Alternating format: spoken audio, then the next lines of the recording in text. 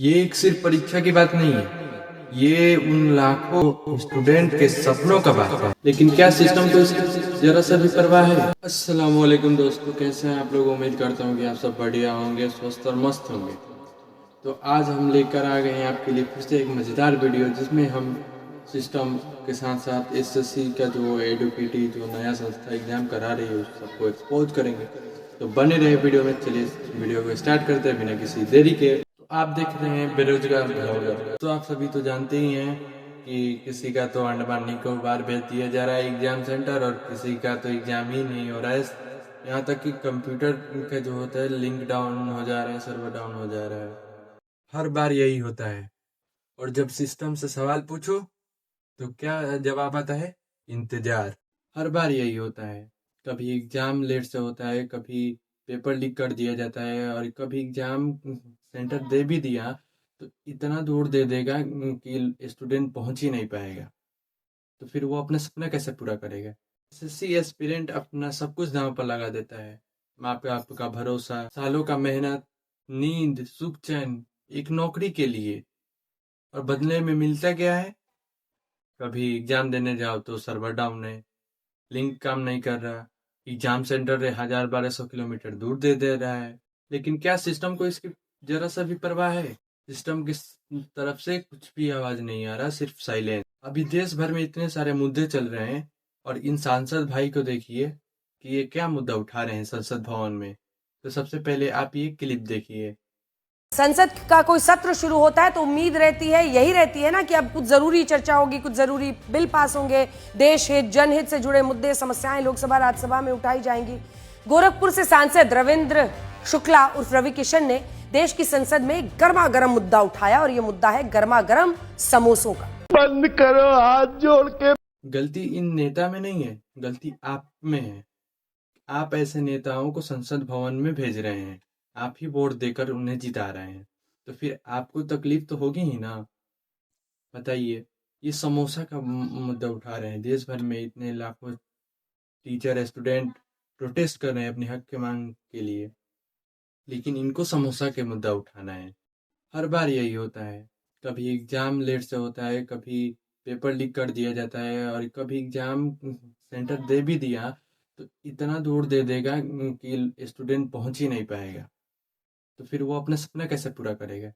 और कोई आवाज़ उठाता है, टीचर हो या फिर स्टूडेंट अपने हक की आवाज़ उठाते हैं, तो उन पर एफआईआर करके उनको हिरासत में ले लिया जाता है, उन पर लाठीचार्ज करने लगते हैं, और सिस्टम साइलेंट रहता है।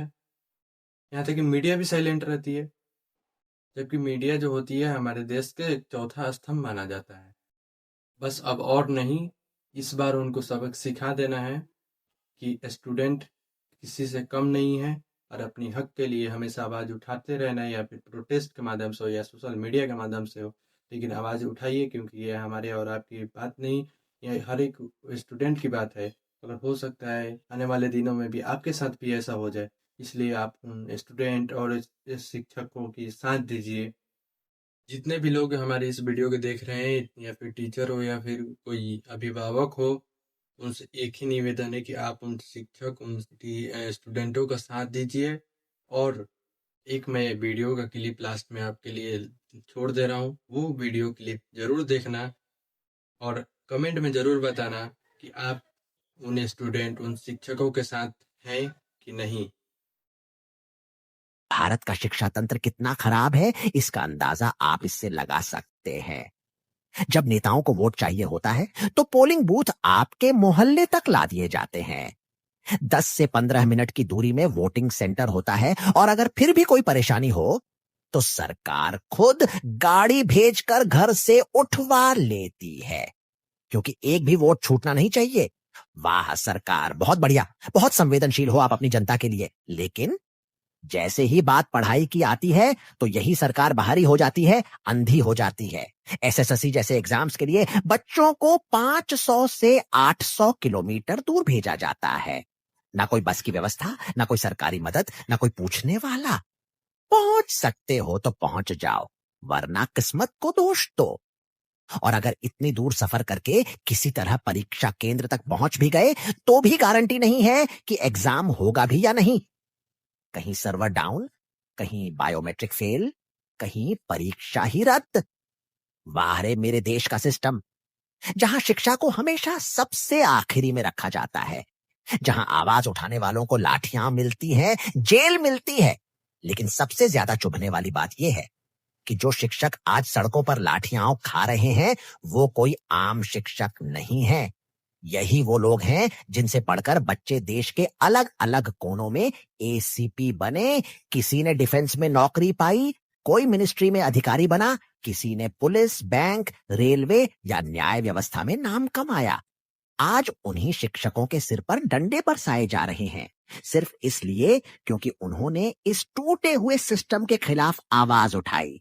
तुम वोट दो तो तुम जनता हो, तुम सवाल पूछो तो तुम देशद्रोही।